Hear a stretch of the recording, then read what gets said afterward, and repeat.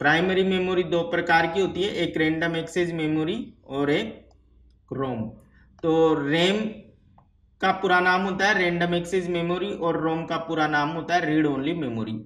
तो random access memory मतलब ये बार बार रिप्रेस होती है, ये स्टैटिक या डायनेमिक दो प्रकार की हो सकती है।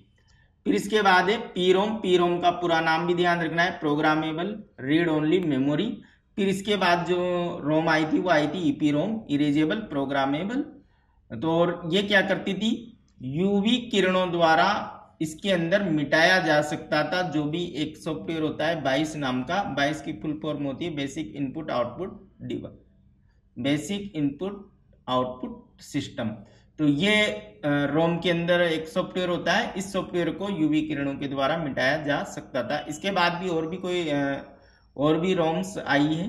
फिर बात करते हैं अपन सेकेंडरी मेमोरी। सेकेंडरी मेमोरी को एक्सटर्नल मेमोरी भी कहते हैं, नॉन वोलेटाइल मेमोरी भी कहते हैं या स्थायी मेमोरी भी कहते हैं, क्योंकि प्राइमरी मेमोरी अस्थायी थी और ये स्थायी है, ये मुख्य इनका अंतर है।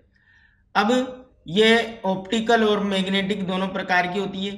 बैकअप के लिए यूज आती है, बिजली बंद होने पर भी डेटा संग्रहित होता है, धीमा और भारी डेटा को कम लागत में संग्रह करने की इसमें क्षमता होती है।